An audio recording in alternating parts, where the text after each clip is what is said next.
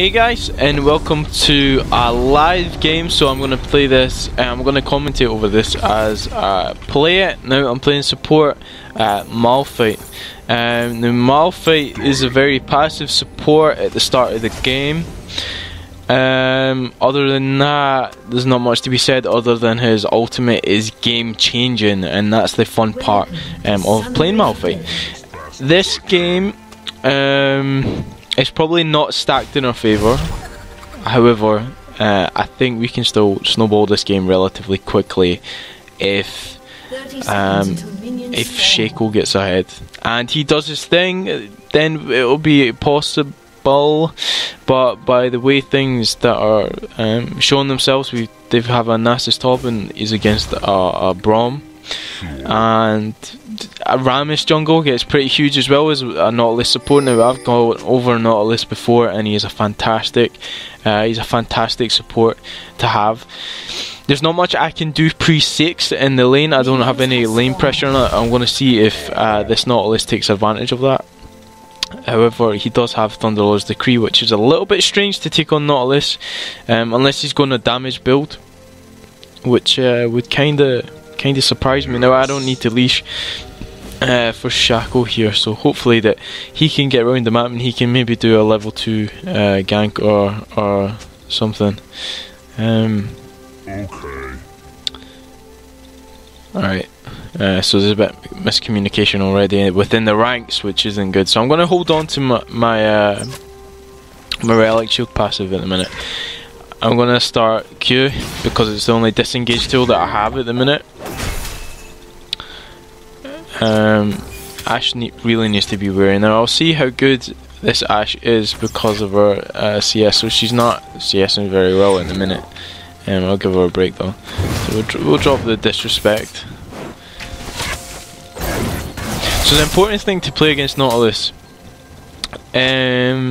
what would I say if you're playing against a Nautilus in lane? A lane like this where it's so passive that you need to be totally careful of getting hooked. Even coming into the same range as Nautilus, now he's level 2, you'll have his Slew, probably his Dredge line as well. If he hooks onto me, he could probably get onto Ashe as well, so that would probably be the ideal. I will certainly not die. However, Ashe is really squishy, so we're gonna do that. Now I don't want to poke so often just because of the mana costs, so I'll use the disengage here so I don't take much damage at all. I drop the Q on him because that slows him down, gives me a little speed boost that I need required to get away from him. I don't have any relic stacks just now, so she's not doing too bad at the minute. It could be a little bit better, but however, you can only take what you're given to work with. Shaco hasn't done anything just yet. Okay, so he's lurking up there. So I'm going to proc this passive. Although gives her a little bit of health back as well. So it's key not to just mindlessly just to proc that passive every time to get as much minions as you can. You actually use it to sustain in the lane, because between me and Ashe we don't have any sustain.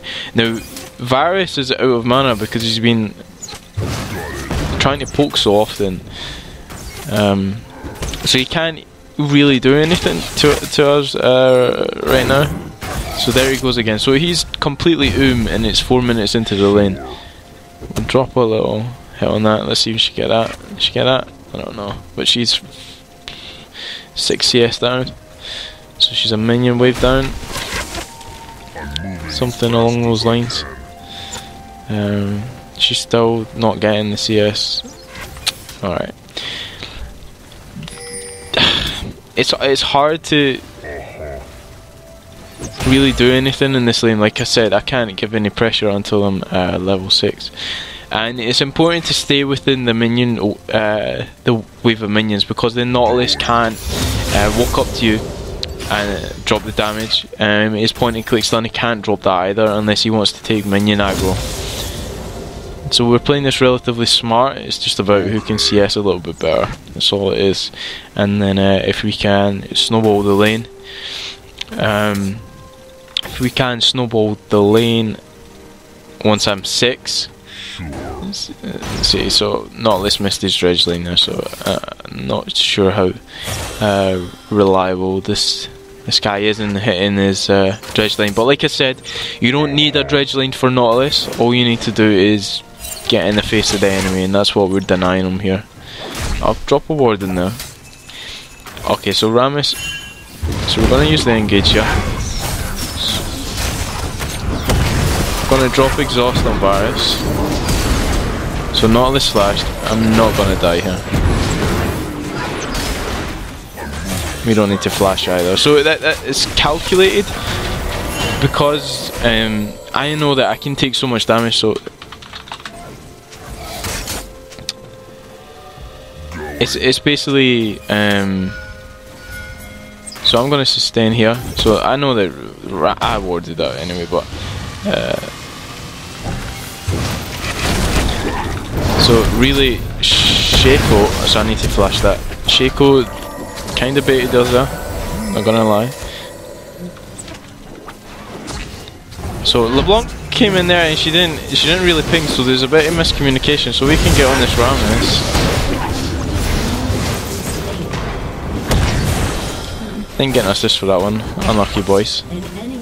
Oh well, she got Nautilus as well, so now our LeBlanc's ahead.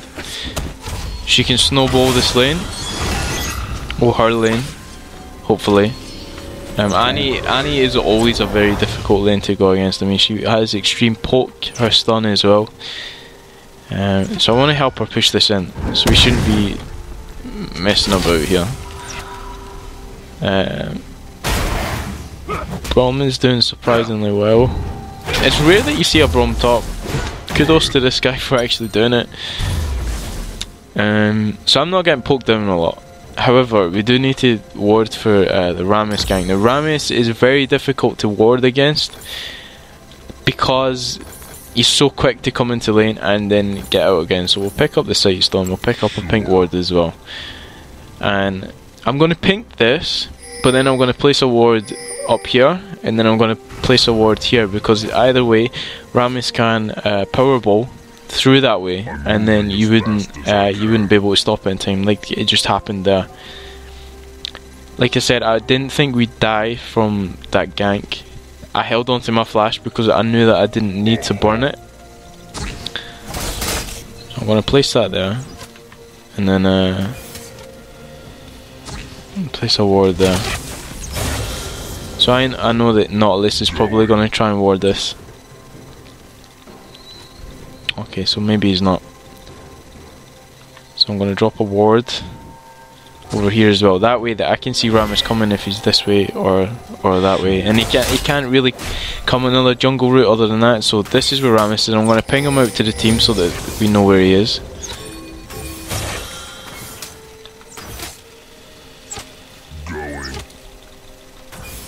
Okay, so yeah, I knew he was going to do that, so I'll just go in front of him here.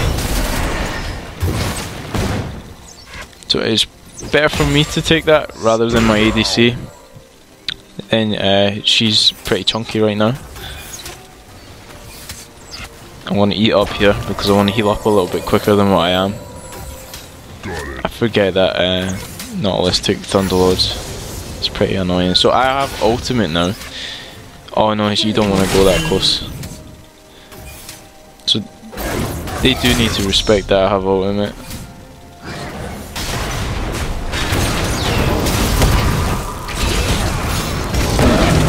So he's dead.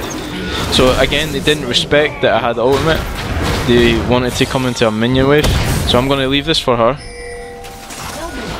and then hopefully she can take advantage of that. So the key thing that I had there, I held on to the ultimate, because I knew that they were going to come onto Ashe and they were going to chase her, because basically they want to kill, right? So if you hold on to it and then you use it when they kind of least expect it, I guess. Like, they were grouped up enough for me to hit both of them at the same time. I didn't want to just hit two of them. I wanted to hit. Sorry, I didn't want to just hit one of them. I wanted to hit two of them. So I made sure that they were going to both chase to get the Ash. So now she's totally ahead of this guy. The damage is pretty insane, to be honest. The Thunderlord's decree hurts, but as time goes on, I'll be able to work up more resistances. So I think I've gone with Strength of Ages, which I have. So I'm gaining more health as well. So I've got more sustain. So it's alright to get hooked by him. So he's using ult here. So what I want to do, I just want to position myself. So I'm on Varus. So I'm being really annoying. And we'll be fine. We'll be totally fine off that. They can. So Nautilus has no ult. So as soon as mine comes back up again, we should be fine. We'll drop that on him. So we're doing 157 damage per Q on Varus. It's pretty good, to be honest. Now we're at risk of being ganked just now. So I'm gonna go over here, and then I know I should ward over there, but I'm gonna just drop a ward here. So if I see Rammus coming along, so I'm gonna check if Ashe has ult. So Ashe does have ult.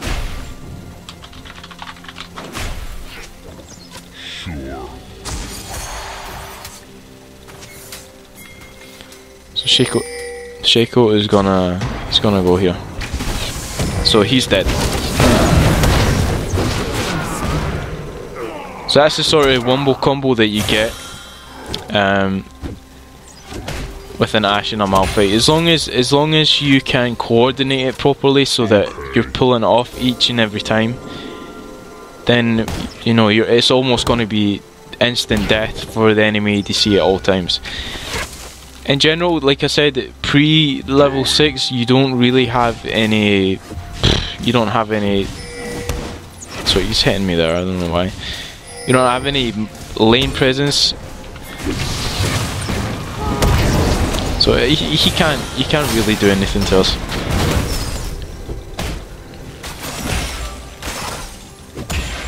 Rammus is under-farmed. He's died twice. He doesn't have any items to be effective yet, so he's basically just a rolling ball of CC.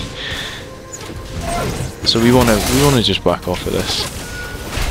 We wanna just back off. I'm gonna eat one here because why not? The important thing to know is that Nautilus and Varus could do the exact same thing. Like, they could chain their ultimates as well, but they're not really communicating that well. I'm just gonna drop that on him now. Sustain. So I can afford to drop Qs every time now. So it's really hurting him now. That's for sure. So I've taken him down to half health already with just maybe 3 Qs. So it's key to level that up. That's your harass. So ping out Rammus. I'm just gonna drop it on him again. I know he's healing up, but now all he has is a Vamp Scepter. So I have ultimate.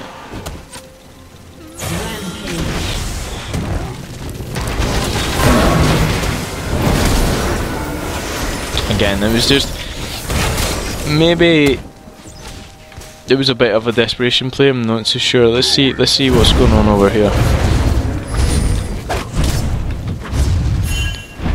So I'm gonna come across.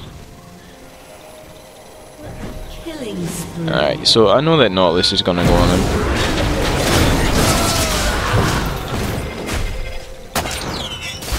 If they want to chase me, they can. Alright, so mid's missing. So a bit of a throw there by Shaco. He didn't really need to. Kill the Rammus there, but he's taking advantage because he's a better jungler than Rammus. Rammus takes a lot longer to scale up. Bromman's beating Nasus, but again he's beating him on CS, which is an annoying thing you can't really do it. So what I'm going to do as well, so I'm going to take Merc Tread, so I'm not really building for the lane now. I'm building for when Annie decides to make an appearance, so that I'm not stunned for a whole duration. She's 0 and 2, so right now things are going in our favour. However, late game this can quickly change. At least LeBlanc is snowball on our lead that she got bottom. So if they can take that, don't let her get that for free. So I'm gonna come over here because I don't want Nautilus hearing this. Alright. Unfortunate that she got caught, but he has a blue buff now, which is pretty annoying. So she lets me hit this. I'll sustain her back up. So she's already got her health back after that. After being commented on. Gonna clear a ward.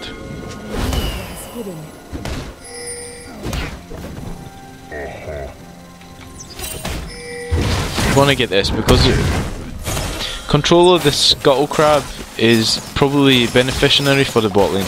I'm not going to take that for the gold for that. I'm going to ward out his jungle so that we can find him. I don't know if they want to dive. All right, let's go. So that was a really nice coordinated dive. Again, Ashe using our ult to full effect. We can get mid lane before these two guys come. Really, what they should have done, they should have traded for bot, but they're not.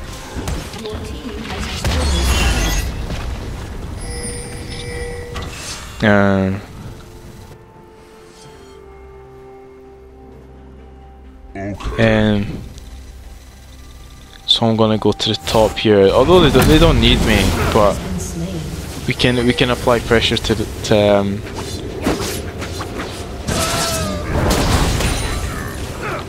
So really, I'm applying this snowballing pressure to the rest of the map here.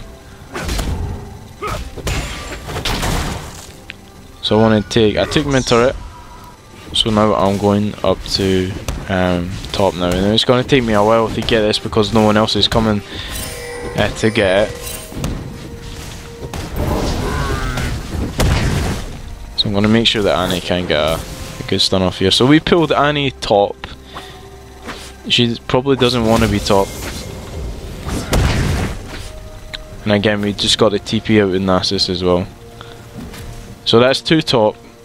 That should be free to take. I'm gonna need that just to get some mana back. Check rewards here. Now I know Annie is here. I'm moving as fast as I can. So she has no stun now.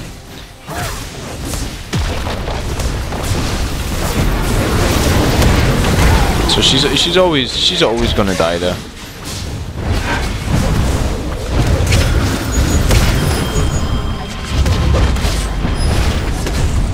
Oh well, okay, I need to get out of there. So I'll help out just by reducing the speed reduction, and well, this ability gains damage equal to 30% of Malphite's armor. So I got a lot of armor in my runes. Basically deals physical damage, and you get a passive as well that increases your armor. So really, you become a little bit indestructible. I'm gonna build the Abyssal Scepter, or am I? No, I'm not. I'm gonna go Catalyst. He scales off armor, but if I take a Rod of Ages, it gives you the health increase, and it gives you that little bit more damage as well. As you can see, these guys are so far behind at the minute. LeBlanc can delete any one of them. Shaco's done his job. Shaco's an early game jungler. If he doesn't do anything early game, he's pretty much useless. We've got mid lane. Braum should continue to take top lane, but obviously he wants to just keep killing Nasus over and over again, which you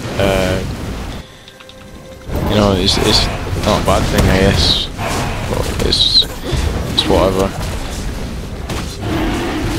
We can. Nobody is really safe in their team comp because we can dive absolutely anywhere on the map. So if they wait for me, this guy's dead. All right. I don't want to ult him, so I'll ult these two instead. So he's dead. Oh wow, big ult from Annie. So I'll stay on her like that. Shaco should live. Alright. So, well, they ended up surrendering in the end. Obviously, they didn't want to have anything to do with it. It was a clean game. It was pretty fun to play as well. I mean, if that goes late game, we probably lose that game really badly. Just to the fact that they scale so much better than us. But since we made use of the early game, we made use of the Ashe ultimate and the Malphite ultimate, it means that we spiraled the game into an overwhelming lead. So thanks for watching, guys. If you did like this type of stuff, drop a like and let me know that you appreciate it. It was fun to do. I mean, I like doing this as well as doing my guys as well. I'll continue doing them, but I might do more of these in the future as well. So thanks for watching, and I shall see you in the next one.